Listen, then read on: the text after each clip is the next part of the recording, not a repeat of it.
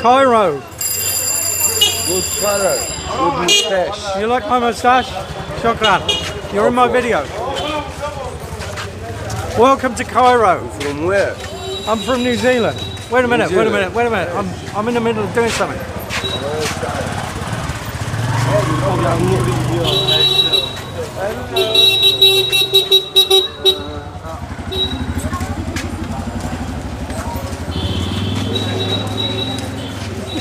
Cairo.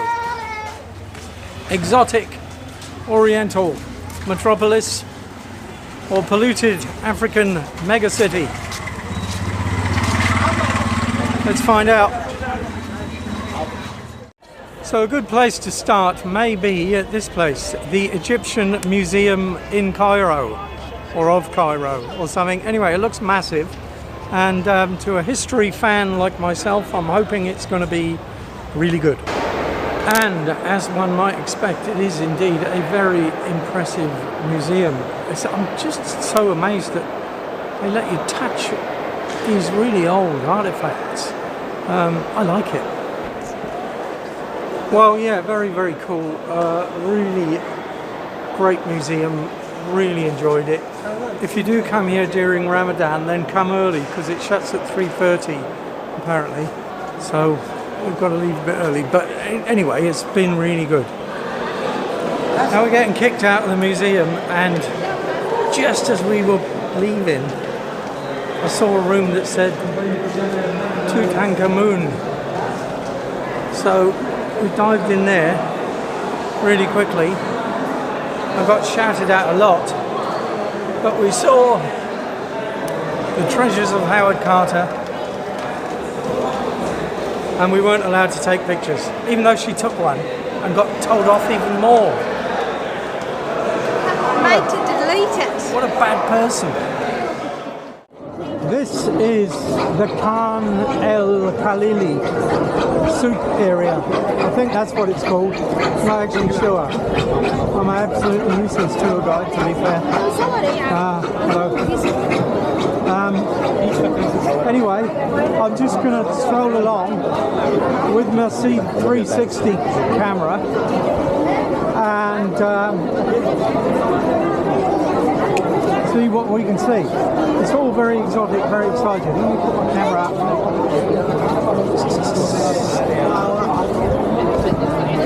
It's a very interesting area. This is the Islamic part of Cairo. I was just saying a V. If I came back to Cairo, this is where I'd stay. At the moment, we've got a very nice Airbnb apartment.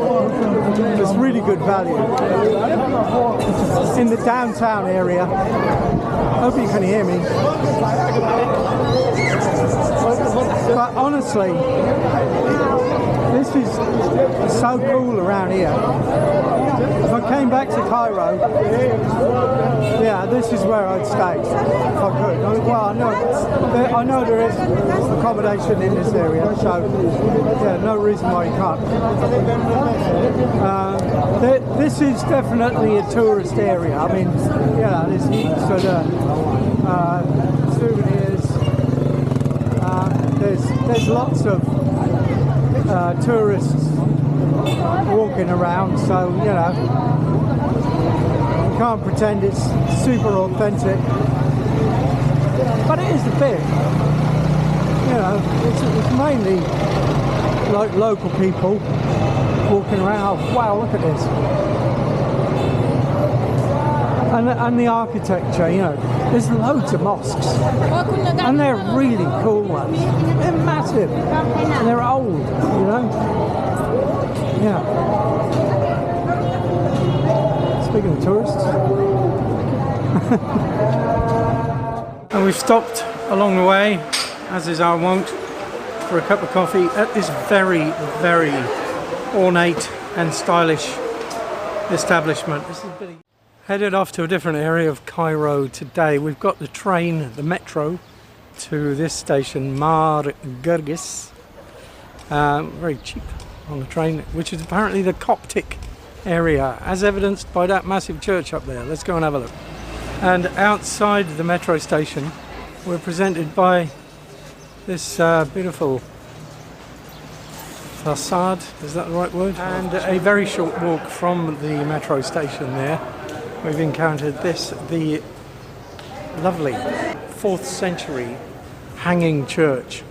I don't know why they call it that. Anyway, it's cool. 4th century being very old in churchy years. And this is St. George's Church.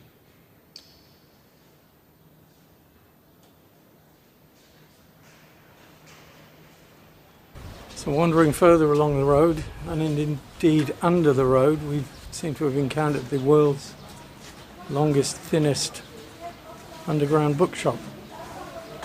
Also very interesting. All really old around here it is. Anyway, I can't be listing every single thing there is to see around here. Not when somebody's listed it already for me. So we'll just keep wandering, and yeah, it's obviously a good wandering area. And now we find ourselves here, the Cavern Church of St. Sergius and Bacchus. Abu Serga.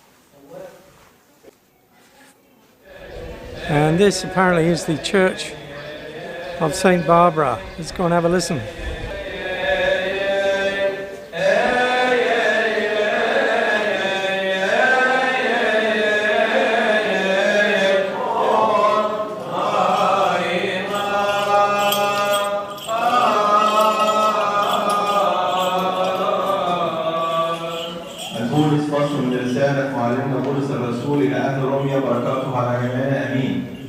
So that was a bit unexpected, felt a little bit intrusive, but nobody seemed to mind. So yeah, I've never seen anything like that before. Yeah, very cool. Right, time for a cup of coffee, I think.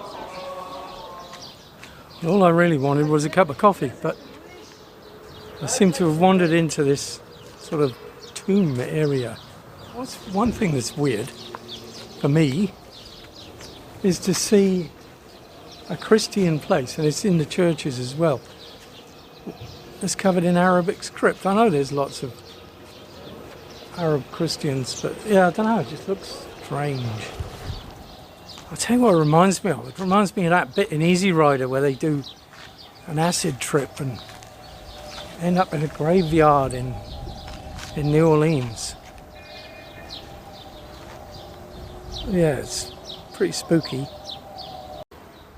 So today we're off to the magnificent Mosque of Muhammad Ali, or rather we're not, because we got in a taxi and there was a communication issue and he's taken us to the museum. No, the palace of Muhammad Ali. So we'll go here instead. And this apparently is the home of this man, Muhammad Ali. Quite a place. Yeah. Bit lost for words. I mean, yeah, I'm lost for words. Cairo's got a reputation for being kind of hectic and chaotic, and it is. It's getting around's not too much of a problem though, actually. Taxis get you there, you know, eventually, and I've found that if you give them 100 Egyptian pounds, in other words, not much money, they'll pretty much take you anywhere within the city. The metro's also quite handy, so yeah, no problem. So one more successful taxi ride later, and we found our way to this, the Citadel, and behind me is, I hope, the actual Mosque of Muhammad Ali.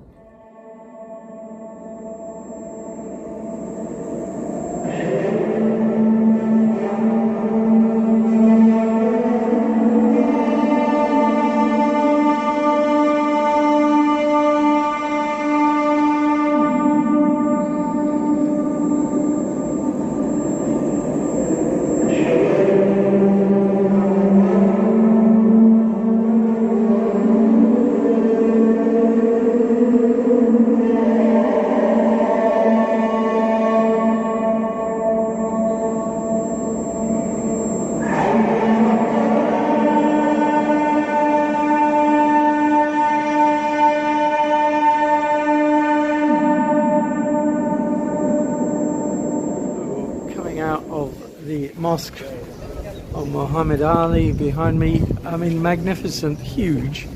Yeah, stunning. If a bit touristastic for me, really, I reckon. If I compare that one with the mosque that we went in Amman, the one in Amman still felt sacred. It still